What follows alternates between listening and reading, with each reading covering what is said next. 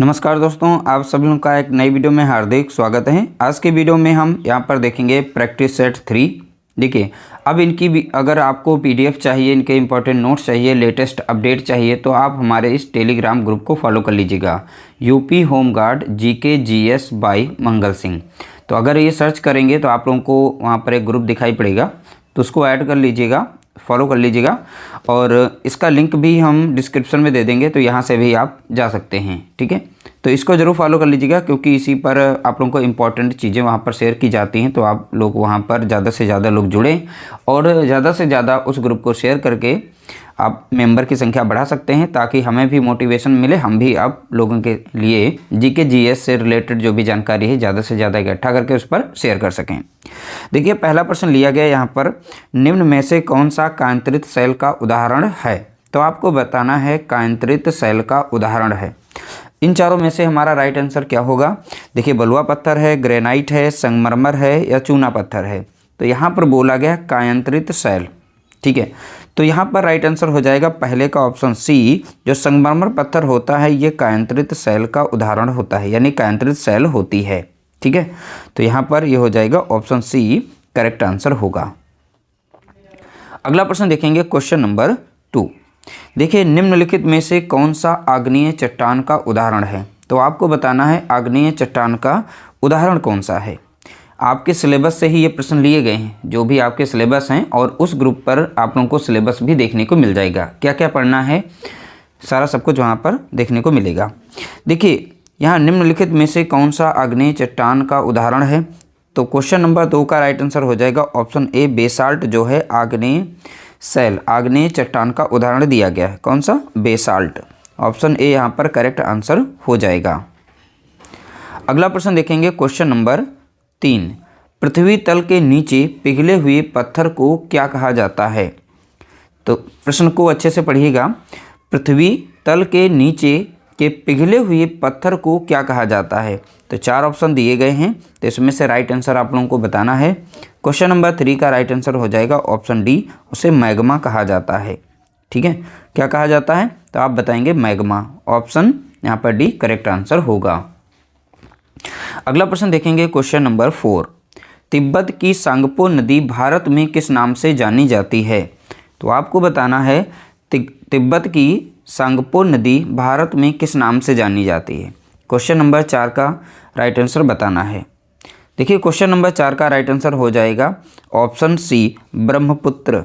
ठीक है, तो तिब्बत की ये सांगपो नदी है, तो ब्रह्मपुत्र को तिब्बत में क्या कहा जाता है? तो आप बताएंगे सांगपो नदी। ये क्वेश्चन ये बन सकता है। अब अगर ये कहेगा तिब्बत की सांगपो नदी को भारत में किस नाम से, तो आप बताएंगे ब्रह्मपुत्र। ठीक है, इसलिए इंपॉर्टेंट है प्रश्न। अगला प्रश्न देखेंगे, क्वेश्चन नंबर 5। निम्न नदियों में से कौन सी नदी बंगाल की खाड़ी में गिरती है? देखिए, 4 नदियां दी गई हैं, इसमें से करेक्ट आंसर बताना है। इसमें से एक नदी जो है बंगाल की खाड़ी में गिरती है, बाकी अरब सागर में जाकर गिरती हैं। तो देखिए, क्वेश्चन नंबर 5 का राइट आंसर आप बताएंगे। देखिए, इसका राइट आंसर है ऑप्शन बी, स्वर्ण रेखा। तो यहाँ पर स्वर्ण रेखा जो है नदी, ये आपके बंगाल की खाड़ी में जाके गिरती है। बाकी ताप्ती, नर्मदा, सिंधु, ये तीनों के तीनों अरब सागर में जाकर गिरती हैं। तो इस तरह से ध्यान रखिएगा, इसका राइट आंसर हो जाएगा ऑप्शन बी करेक्ट आंसर, स्वर्ण रेखा। अगला प्रश्न देखेंगे, क्वेश्चन नंबर 6। भारत की सबसे लंबी नदी का नाम बताइए। तो आपको बताना है इसमें से भारत की सबसे लंबी नदी कौन सी है। तो 4 ऑप्शन दिए गए हैं। क्वेश्चन नंबर 6 का राइट आंसर हो जाएगा ऑप्शन बी, यानी गंगा। ठीक है, ध्यान रखिएगा, ऑप्शन बी यहाँ पर करेक्ट आंसर होगा। अगला प्रश्न देखेंगे, क्वेश्चन नंबर 7। माउंट आबू जो एक पर्वतीय स्थल है, कौन सी पर्वत श्रृंखला पर स्थित है? तो माउंट आबू एक पर्वतीय स्थल है, लेकिन हमको बताना है कौन सी पर्वत श्रृंखला पर स्थित है। तो पर्वत श्रृंखला बतानी हमें। ठीक है, क्वेश्चन नंबर 7 का राइट आंसर हो जाएगा ऑप्शन सी, अरावली पर्वत। ठीक है, तो अरावली पर्वत श्रृंखला पर जो है माउंट आबू स्थित है। अगला प्रश्न देखेंगे, क्वेश्चन नंबर 8। मैक्सिको देश स्थित है। तो आपको बताना है मैक्सिको देश कहाँ स्थित है। तो 4 ऑप्शन दिए गए हैं, इसमें से राइट आंसर देखेंगे, क्योंकि ऐसे ये प्रश्न लिए गए हैं, क्योंकि ये बहुत बार अलग अलग एग्जामों में पूछे गए हैं। तो आपके एग्जाम्स के लिए भी ये बहुत ज़्यादा महत्वपूर्ण हो जाते हैं। क्वेश्चन नंबर 8 का राइट आंसर हो जाएगा ऑप्शन बी, उत्तर अमेरिका महाद्वीप में। तो मैक्सिको देश स्थित है, कहाँ स्थित है, तो आप बताएंगे उत्तर अमेरिका महाद्वीप में, यानी ऑप्शन बी राइट आंसर होगा। अगला प्रश्न देखेंगे क्वेश्चन नंबर 9, निम्न में से कौन सा सागर यूरोप को अफ्रीका से अलग करता है। मोस्ट इंपॉर्टेंट प्रश्न, बहुत बार अलग अलग एग्जाम में ये रिपीट हुआ है। निम्न में से कौन सा सागर यूरोप को अफ्रीका से अलग करता है। क्वेश्चन नंबर 9 का राइट आंसर हो जाएगा ऑप्शन डी, भूमध्य सागर। कौन सा सागर है, तो आप बताएंगे भूमध्य सागर यूरोप को अफ्रीका से अलग करता है। अगला प्रश्न देखेंगे question number 10, great barrier reef स्थित है। तो आपको बताना है ग्रेट बैरियर रीफ स्थित है, लेकिन कहाँ स्थित है ये बताना है। क्वेश्चन नंबर 10 का राइट आंसर देखिए, क्वेश्चन नंबर 10 का राइट आंसर है ऑप्शन ए, प्रशांत महासागर में स्थित है। तो आपसे पूछेगा ग्रेट बैरियर रीफ कहाँ है, तो आप बताएंगे प्रशांत महासागर में। अगला प्रश्न देखेंगे क्वेश्चन नंबर 11, विश्व की सबसे बड़ी नहर कौन सी है। तो आपको बताना है विश्व की सबसे बड़ी नहर कौन सी है। क्वेश्चन नंबर 11 का राइट आंसर हो जाएगा ऑप्शन ए, स्वेज नहर। तो ये हमारे विश्व वर्ल्ड्स की लार्जेस्ट रिवर है, ठीक है। तो यहाँ स्वेज नहर जो है विश्व की सबसे बड़ी नहर है। अगला प्रश्न देखेंगे क्वेश्चन नंबर 12, हमारे देश का राष्ट्रीय पशु कौन सा है। देखिए इसमें इजी भी है और हार्ड भी है। तो जैसे जैसे हमारे यहाँ प्रैक्टिस सेट की श्रृंखला आगे बढ़ती जाएगी, थोड़े थोड़े हार्ड होते जाएंगे, तो इसमें मिक्सअप रहते हैं, ठीक है। हमारे देश का राष्ट्रीय पशु कौन सा है, तो आपको बताना है राष्ट्रीय पशु। क्वेश्चन नंबर 12 का राइट आंसर हो जाएगा ऑप्शन ए, बाघ है, ठीक है। तो बाघ इसका करेक्ट आंसर होगा। अगला प्रश्न देखेंगे क्वेश्चन नंबर 13, भारत में एशियाई शेर कहाँ पाए जाते हैं। तो आपको बताना है भारत में एशियाई शेर कहाँ पाए जाते हैं। क्वेश्चन नंबर 13 का राइट आंसर हो जाएगा ऑप्शन डी, यानी गुजरात में पाए जाते हैं। कहाँ पाए जाते हैं, तो आप बताएंगे एशियाई शेर गुजरात में पाए जाते हैं। अगला प्रश्न देखेंगे क्वेश्चन नंबर 14, भारत का कौन सा राष्ट्रीय उद्यान हंगुल मृग के लिए प्रसिद्ध है। ठीक है, तो भारत का ऐसा कौन सा राष्ट्रीय उद्यान है जो हंगुल मृग के लिए प्रसिद्ध है। तो क्वेश्चन नंबर 14 का राइट आंसर हो जाएगा ऑप्शन सी, दाचीग्राम। ठीक है, तो दाचीग्राम यहाँ पर इसका राइट आंसर हो जाएगा। दाचीग्राम जो राष्ट्रीय उद्यान है वो हंगुल मृग के लिए फेमस है। अगला प्रश्न देखेंगे क्वेश्चन नंबर 15, उत्तर प्रदेश में तेल शोधक कारखाना है। तो आपको बताना है उत्तर प्रदेश में तेल शोधक कारखाना कहाँ पर है। ठीक है, क्वेश्चन नंबर 15 का राइट आंसर हो जाएगा ऑप्शन बी, मथुरा में। कहाँ पर स्थित है, तो आप बताएंगे मथुरा में। अगला प्रश्न देखेंगे क्वेश्चन नंबर 16, देश में सर्वाधिक वन क्षेत्र किस राज्य में हैं। तो आपको बताना है देश में सर्वाधिक वन क्षेत्र, यानी हमारे देश में सर्वाधिक वन क्षेत्र किस राज्य में है। तो क्वेश्चन नंबर 16 का आप राइट आंसर बताएंगे। इसका राइट आंसर हो जाएगा ऑप्शन ए, मध्य प्रदेश में। कहाँ पर, तो आप बताएंगे मध्य प्रदेश में। अगला प्रश्न देखेंगे क्वेश्चन नंबर 17, फूलों की घाटी स्थित है। तो फूलों की घाटी कहाँ स्थित है, तो आप इसमें से बता सकते हैं। क्वेश्चन नंबर 17 का राइट आंसर हो जाएगा ऑप्शन सी, उत्तराखंड। उत्तराखंड में कहाँ पर, तो आप बताएंगे चमोली जिले में। ठीक है, तो चमोली जिला भी याद रखिएगा। फूलों की घाटी किसे कहा जाता है, तो उत्तराखंड को कहा जाता है। फूलों की घाटी कहाँ स्थित है, तो आप बताएंगे उत्तराखंड में। प्रश्न किसी भी तरीके से पूछा जा सकता है। अगला प्रश्न लिया गया क्वेश्चन नंबर 18, भूमध्य रेखा, कर्क रेखा और मकर रेखा तीनों निम्न में से किसी एक महाद्वीप, यहाँ द्वीप होगा, ठीक है, महाद्वीप से गुजरते हैं। यहाँ पर गुजरती कर लीजिएगा, गुजरती हैं। तो यानी तीनों रेखाएं, भूमध्य रेखा, कर्क रेखा, मकर रेखा, ऐसा कौन सा महाद्वीप है जिससे तीनों के तीनों रेखाएं गुजरती हैं। तो आप ध्यान रखेंगे ये हमारा यहाँ पर इंडिया है, इस साइड में पड़ता है अफ्रीका। अफ्रीका का क्षेत्र काफ़ी बड़ा है, तो यहाँ से जो है तीनों रेखाएँ गुजरती हैं। ठीक है, कहाँ से, अफ्रीका से। तो अफ्रीका यहाँ पर ऑप्शन बी करेक्ट आंसर हो जाएगा, जहाँ से भूमध्य रेखा, कर्क रेखा, मकर रेखा। यहीं पर अगर ये पूछ लेता हमारे इंडिया से कौन सी रेखा गुजरती है, तो आप बताएंगे कर्क रेखा। तो हमारा जो इंडिया है, ठीक है, इंडिया इस तरीके से, तो इसमें से एक रेखा निकलती है, इसको कहते हैं कर्क रेखा। और ये हमारे भारत के 8 राज्यों से, कितने राज्यों से, 8 राज्यों से होकर गुजरती है। इनकी संख्या भी पूछ सकता है, तो इस तरह से आप इसको भी याद रखेंगे।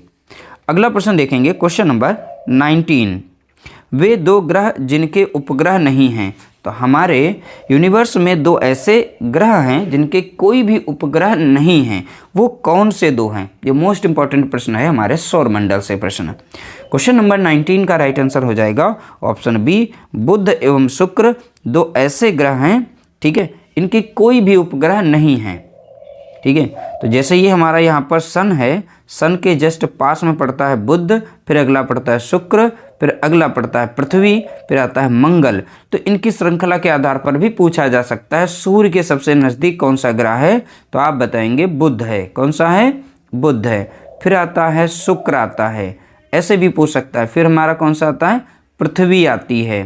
ठीक है, फिर हमारा चौथे नंबर पे आता है मंगल आता है, मंगल ग्रह। तो इस तरह से इनके ग्रहों की श्रृंखला भी याद रखेंगे। अगला प्रश्न देखेंगे, क्वेश्चन नंबर 20। ध्रुव तारा कहा जाता है। ध्रुव तारा किसे कहा जाता है, तो यहाँ से बता सकते हैं। क्वेश्चन नंबर 20 का राइट आंसर क्या होगा? देखिए 20 का राइट आंसर हो जाएगा ऑप्शन ए, उत्तरी तारे को ध्रुव तारा कहा जाता है। और ध्रुव तारे को पृथ्वी की जुड़वा बहन के भी नाम से जाना जाता है। सुबह का तारा, सांझ का तारा, भोर का तारा, ये सब शब्द जो हैं बहुत बार यूज किए जाते हैं। अगला प्रश्न देखेंगे, क्वेश्चन नंबर 21। सूर्य से निकटतम ग्रह कौन है? अभी हमने बताया था सूर्य से निकटतम ग्रह, यानी सूर्य के सबसे पास में कौन सा ग्रह है, तो आप बता सकते हैं इसमें से राइट आंसर हो जाएगा बुध। सूर्य के सबसे निकट कौन सा ग्रह है, तो आप बताएंगे बुध। अगला प्रश्न लिया गया क्वेश्चन नंबर 22। भारत में सबसे पहले निम्नलिखित में से किस राज्य में सूरज दिखाई देता है? तो भारत में एक ऐसा कौन सा राज्य है सबसे पहले सूर्य वहीं दिखाई पड़ता है? क्वेश्चन नंबर 22 का राइट आंसर आप बता सकते हैं। देखिए 22 का राइट आंसर हो जाएगा ऑप्शन सी, अरुणाचल प्रदेश। ठीक है, तो हमारा जो इंडिया है, तो हमारे इंडिया में अरुणाचल प्रदेश कहाँ पड़ता है, तो आप बताएंगे इस साइड में, यहाँ पर देखेंगे सबसे ऊपर। और सूर्य उदय होगा तो सबसे पहले कहाँ दिखाई पड़ेगा? अरुणाचल प्रदेश में। तो अरुणाचल प्रदेश इसका करेक्ट आंसर यहाँ पर हो जाएगा। अगला प्रश्न देखेंगे, क्वेश्चन नंबर 23। क्षेत्रफल की दृष्टि से भारत का विश्व के देशों में कौन सा स्थान है? तो आपको बताना है क्षेत्रफल की दृष्टि से भारत का विश्व के देशों में कौन सा स्थान है। ठीक है, तो देखिए क्वेश्चन नंबर 23 का राइट आंसर हो जाएगा ऑप्शन सी, 7वें नंबर पर है। ठीक है, 7वें नंबर पर, तो भारत जो है 7वें नंबर पे आता है। अगला प्रश्न देखेंगे, क्वेश्चन नंबर 24। पीर पंजाल श्रेणी पाई जाती है, तो आपको बताना है पीर पंजाल श्रेणी कहाँ पाई जाती है। तो क्वेश्चन नंबर 24 का करेक्ट आंसर हो जाएगा ऑप्शन बी, जम्मू एवं कश्मीर, जम्मू कश्मीर में पाई जाती है। तो श्रेणी के नाम याद रखेंगे, मोस्ट इंपॉर्टेंट प्रश्न है। पीर पंजाल श्रेणी कहाँ पाई जाती है, तो आप बताएंगे जम्मू कश्मीर में। अगला प्रश्न देखेंगे, क्वेश्चन नंबर 25। भारत का प्राचीनतम पर्वत कौन सा है? तो आपको बताना है भारत का प्राचीनतम पर्वत। 25 का राइट आंसर हो जाएगा ऑप्शन सी। ठीक है, अरावली हो जाएगा। तो ये प्राचीनतम पर्वत श्रृंखला है, तो यहाँ पर राइट आंसर है ऑप्शन सी। अगला प्रश्न देखेंगे, क्वेश्चन नंबर 26। किस नदी पर विश्व का सबसे बड़ा नदी द्वीप है? तो आपको बताना है किस नदी पर विश्व का सबसे बड़ा नदी द्वीप है। क्वेश्चन नंबर 26 का करेक्ट आंसर हो जाएगा ऑप्शन सी, ब्रह्मपुत्र। ठीक है, कौन सी नदी है, तो आप बताएंगे ब्रह्मपुत्र नदी पर विश्व का सबसे बड़ा नदी द्वीप है, जिसका नाम है माजुली। अगला प्रश्न दिया गया क्वेश्चन नंबर 27। भारत के किस राज्य में फुलहर झील स्थित है? तो आपको बताना है भारत के किस राज्य में फुलहर झील स्थित है। तो फुलहर झील का नाम बताना है, मतलब किस राज्य में स्थित है। क्वेश्चन नंबर 27 का करेक्ट आंसर हो जाएगा ऑप्शन सी, उत्तर प्रदेश में। कहाँ पर स्थित है, तो आप बताएंगे उत्तर प्रदेश में। अगला प्रश्न दिया गया क्वेश्चन नंबर 28। देखिए रोहतांग दर्रा अवस्थित है, तो आपको बताना है रोहतांग दर्रा अवस्थित है, यानी कहाँ पर स्थित है। तो बताना है यहाँ पर किस राज्य में है। तो 4 ऑप्शन दिए गए हैं। 28 का राइट आंसर हो जाएगा ऑप्शन ए हिमाचल प्रदेश में। रोहतांग दर्रा कहाँ है, तो आप बताएंगे हिमाचल प्रदेश में। अगला प्रश्न दिया गया क्वेश्चन नंबर 29, रानी लक्ष्मीबाई बांध अवस्थित है, तो आपको बताना है रानी लक्ष्मीबाई बांध कहाँ स्थित है। 4 नदी दी गई हैं, इसमें से करेक्ट आंसर बताएंगे। 29 का करेक्ट आंसर हो जाएगा ऑप्शन ए बेतवा नदी पर। कहाँ पर है, तो आप बताएंगे बेतवा नदी पर। अगला प्रश्न दिया गया क्वेश्चन नंबर 30, लिखा केसर की सबसे अधिक मात्रा उत्पन्न होती है, तो केसर की सबसे अधिक मात्रा उत्पन्न होती है कहाँ पर उत्पन्न, यानी कहाँ पर पैदा की जाती है सबसे ज़्यादा। तो क्वेश्चन नंबर 30 का राइट आंसर हो जाएगा ऑप्शन बी कश्मीर में। तो कश्मीर में सबसे ज़्यादा खेती किसकी की जाती है, केसर की। तो यानी पूरे भारत में अगर देखा जाए तो केसर सबसे ज़्यादा वहीं उगाया जाता है। अगला प्रश्न देखेंगे क्वेश्चन नंबर 31, किसने 1873 ईस्वी में सत्यशोधक समाज की स्थापना की, तो आपको बताना है सत्यशोधक समाज की स्थापना किसने की। सन भी याद रखिएगा, ये भी पूछा जा सकता है सत्यशोधक समाज की स्थापना किस वर्ष की गई थी। ठीक है, ऐसे भी पूछ सकता है किसने की, ये भी तो पूछा ही गया है। क्वेश्चन नंबर 31 का राइट आंसर है ऑप्शन बी ज्योतिबा फुले। ठीक है, ज्योतिबा फुले इसका करेक्ट आंसर हो जाएगा। अगला प्रश्न देखेंगे क्वेश्चन नंबर 32, वेदांत सोसाइटी का स्थापना किसने की, यानी की स्थापना किसने की, बताना है वेदांत सोसाइटी की स्थापना किसने की। क्वेश्चन नंबर 32 का करेक्ट आंसर आप बताएंगे। देखिए ऑप्शन ए यहाँ पर इसका करेक्ट आंसर है विवेकानंद। तो वेदांत सोसाइटी की स्थापना किसने की थी, तो आप बताएंगे विवेकानंद जी ने की थी। अगला प्रश्न देखेंगे क्वेश्चन नंबर 33, सप्तरथ मंदिर कहाँ अवस्थित है, तो आपको बताना है सप्तरथ मंदिर कहाँ स्थित है। ठीक है, 33 का राइट आंसर क्या होगा, देखिए ऑप्शन ए यहाँ पर करेक्ट आंसर हो जाएगा महाबलीपुरम। ये कहाँ पड़ता है, तो आप बताएंगे तमिलनाडु में। तो सप्तरथ मंदिर कहाँ अवस्थित है, तो आप बताएंगे महाबलीपुरम में। ठीक है, स्थान पूछता है तो महाबलीपुरम। अगला प्रश्न देखेंगे क्वेश्चन नंबर 34, खजुराहो के मंदिर किस राज्य में हैं, तो आपको बताना है खजुराहो के मंदिर किस राज्य में हैं। 34 का करेक्ट आंसर आपको बताना है। देखिए इसका राइट आंसर है ऑप्शन बी मध्य प्रदेश में। तो खजुराहो के मंदिर कहाँ हैं, तो आप बताएंगे मध्य प्रदेश में। अगला प्रश्न दिया गया क्वेश्चन नंबर 35, 2.5 दिन का झोपड़ा कहाँ स्थित है, तो आपको बताना है 2.5 दिन का झोपड़ा कहाँ स्थित है। क्वेश्चन नंबर 35 का करेक्ट आंसर बताना है। 35 का राइट आंसर है ऑप्शन ए अजमेर। ठीक है, अजमेर इसका करेक्ट आंसर हो जाएगा 2.5 दिन का झोपड़ा। अगला प्रश्न दिया गया क्वेश्चन नंबर 36, दिलवाड़ा का जैन मंदिर किस राज्य में स्थित है, तो आपको बताना है दिलवाड़ा का जैन मंदिर किस राज्य में स्थित है। ठीक है, दिलवाड़ा जैन मंदिर मोस्ट पॉपुलर प्रश्न। 36 का करेक्ट आंसर हो जाएगा ऑप्शन सी राजस्थान में स्थित है। कहाँ पर है, तो आप बताएंगे राजस्थान में। अगला प्रश्न दिया गया क्वेश्चन नंबर 37, जलियांवाला बाग कहाँ स्थित है, तो आपको बताना है जलियांवाला बाग कहाँ स्थित है। क्वेश्चन नंबर 37 का करेक्ट आंसर हो जाएगा ऑप्शन बी अमृतसर में। अमृतसर कहाँ पड़ता है, पंजाब में। इसका राइट आंसर हो जाएगा ऑप्शन बी। अगला प्रश्न देखेंगे क्वेश्चन नंबर 38, हवा महल स्थित है, तो आपको बताना है हवा महल कहाँ स्थित है।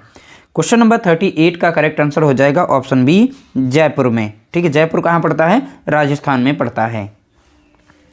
अगला प्रश्न दिया गया क्वेश्चन नंबर 39, उत्तर प्रदेश विधान परिषद की संपूर्ण संख्या है, तो आपको बताना है विधान परिषद की संख्या। तो इसमें से राइट आंसर क्या हो जाएगा, क्वेश्चन नंबर 39 का करेक्ट आंसर है ऑप्शन डी यानी 100 सीटें होती हैं। कितनी हैं, तो आप बताएंगे 100 सीटें। अगला प्रश्न देखेंगे क्वेश्चन नंबर 40, निम्नलिखित में से कौन काकोरी कांड मुकदमे में सरकारी वकील था। क्वेश्चन बहुत ही अच्छा प्रश्न है। निम्नलिखित में से कौन काकोरी कांड मुकदमे में सरकारी वकील था। क्वेश्चन नंबर 40 का करेक्ट आंसर आप बताएंगे। देखिए 40 का करेक्ट आंसर हो जाएगा ऑप्शन बी जगत नारायण मुल्ला। तो जगत नारायण मुल्ला जो हैं काकोरी कांड मुकदमे में सरकारी वकील थे। अगला प्रश्न देखेंगे क्वेश्चन नंबर देखेंगे 41, उत्तर प्रदेश की सीमा भारत के कितने राज्यों से मिलती है। तो उत्तर प्रदेश की सीमा भारत के कितने राज्यों से होकर मिलती है। देखिए 41 का करेक्ट आंसर हो जाएगा ऑप्शन डी 9 राज्यों से सीमा साझा करती है। अगला प्रश्न दिया गया क्वेश्चन नंबर देखेंगे 42 हम्पी के खंडहर किस राज्य में हैं? तो हम्पी के खंडहर किस राज्य में स्थित हैं? तो आप इसमें से करेक्ट आंसर बता सकते हैं। देखिए 42 का राइट आंसर हो जाएगा ऑप्शन ए यानी कर्नाटक में। तो हम्पी के खंडहर कहाँ हैं? तो आप बताएंगे कर्नाटक में। अगला प्रश्न देखेंगे क्वेश्चन नंबर 43 साइलेंट वैली या मूक घाटी किस राज्य में अवस्थित है? जैसे पूछेगा साइलेंट वैली कहाँ है, किस राज्य में है, या मूक घाटी किस राज्य में है, तो दोनों की बात एक ही, इसलिए लिख दिया गया साइलेंट वैली या मूक घाटी किस राज्य में अवस्थित है। तो आपको इसमें से बताना है राइट आंसर क्या होगा। देखिए 43 यानी 43 का राइट आंसर हो जाएगा ऑप्शन डी केरल में है। तो साइलेंट या शांत घाटी, ठीक है, इस तरीके से पूछ सकता है। अगला प्रश्न दिया गया क्वेश्चन नंबर 44 राष्ट्रीय गीत के रचयिता हैं? तो आपको बताना है राष्ट्रीय गीत के रचयिताकार कौन हैं। तो 4 ऑप्शन दिए गए हैं, 44 का करेक्ट आंसर बताना है। तो 44 का करेक्ट आंसर हो जाएगा ऑप्शन ए बंकिम चंद्र चट्टोपाध्याय, ठीक है। तो इसका राइट आंसर है ऑप्शन ए, यहाँ पर करेक्ट आंसर होगा। अगला प्रश्न देखेंगे क्वेश्चन नंबर 45 संविधान सभा ने राष्ट्रीय गान को अपनाया? तो आपको बताना है संविधान सभा ने राष्ट्रीय गान को कब अपनाया, ठीक है। तो यहाँ पर बताना है। देखिए 4 ऑप्शन दिए गए, इसमें से करेक्ट आंसर आप गेस कर सकते हैं। 45 का राइट आंसर हो जाएगा ऑप्शन बी 24 जनवरी 1950 को संविधान सभा ने राष्ट्रीय गान को अपनाया था, ठीक है। तो 24 जनवरी 1950 ये डेट याद रखिएगा। अगला प्रश्न लिया गया क्वेश्चन नंबर देखेंगे 46 भारतीय संविधान तो संविधान सभा द्वारा कब अंगीकृत किया गया? तो आपको बताना है संविधान सभा द्वारा कब अंगीकृत किया। तो भारतीय संविधान जो है संविधान सभा द्वारा कब अंगीकृत किया गया, वो डेट और सन बताना है। 46 का करेक्ट आंसर हो जाएगा ऑप्शन सी 26 नवंबर 1949। इसी दिन संविधान दिवस के रूप में भी मनाया जाता है। तो 26 नवंबर 1949 को संविधान जो है लागू किया गया था। अगला प्रश्न दिया गया क्वेश्चन नंबर 47 देखेंगे राज्य 6 से 14 वर्ष की आयु के समस्त बच्चों को निःशुल्क एवं अनिवार्य शिक्षा उपलब्ध कराएगा, इसका उल्लेख संविधान के किस अनुच्छेद में है? तो आपको बताना है 6 से 14 वर्ष के आयु के समस्त बच्चों को निःशुल्क एवं अनिवार्य शिक्षा उपलब्ध कराएगा, ठीक है। इसका उल्लेख संविधान के किस अनुच्छेद में है? यह अनुच्छेद बहुत ही ज़्यादा पूछा जाता है। तो 47 का करेक्ट आंसर हो जाएगा ऑप्शन बी 21 का में किया गया है, ठीक है। 21 का इसका बहुत ही ज़्यादा इंपॉर्टेंट ये अनुच्छेद है, ध्यान रखिएगा। अगला प्रश्न दिया गया क्वेश्चन नंबर देखेंगे 48 यानी 48 भारत की संविधान सभा की प्रारूप समिति के अध्यक्ष कौन थे? तो आपको बताना है भारत की संविधान सभा के प्रारूप समिति के अध्यक्ष कौन थे। तो 48 का राइट आंसर बताना है। 48 का राइट आंसर है option C doctor Bhimrao Ambedkar. तो ऑप्शन सी हमारा यहाँ पर करेक्ट आंसर हो जाएगा। अगला प्रश्न देखेंगे क्वेश्चन नंबर 49 लोकसभा के चुनाव के लिए पात्र होने के लिए न्यूनतम उम्र क्या है? तो लोकसभा चुनाव के लिए न्यूनतम उम्र क्या रखी गई है वो बता सकते हैं इसमें से, ठीक है। 49 का राइट आंसर क्या होगा? देखिए 49 का राइट आंसर है लोकसभा चुनाव के लिए न्यूनतम आयु चाहिए हमें 25 वर्ष चाहिए, ठीक है। वोट देने का जो उम्र है वो 18 वर्ष है। अगला प्रश्न दिया गया क्वेश्चन नंबर 50 भारतीय संविधान में समवर्ती सूची की अवधारणा किस राष्ट्र से ली गई है? तो आपको बताना है भारतीय संविधान में समवर्ती सूची जो है किस देश से ली गई है। तो समवर्ती सूची की अवधारणा किस देश से ली गई है, उस देश का नाम बताना है। देखिए क्वेश्चन नंबर 50 का राइट आंसर है ऑप्शन डी ऑस्ट्रेलिया। तो इस तरह से हमारा राइट आंसर हो जाएगा ऑप्शन डी। टॉप 50 प्रश्नों को हमने यहाँ पर देखा है, ठीक है। वीडियो कैसी लगी आप कमेंट करके बता सकते हैं और अपना स्कोर भी शेयर कर सकते हैं। अगर आप हमारे टेलीग्राम ग्रुप से जुड़ना चाहते हैं तो UP home guard GKGS by Mangal Singh search करिएगा, या इसमें डिस्क्रिप्शन में लिंक दिया गया, यहाँ से आप फॉलो कर सकते हैं, वहाँ से हमसे जुड़ सकते हैं। वीडियो अगर अच्छा लगा हो तो प्लीज़ लाइक करना, शेयर करना।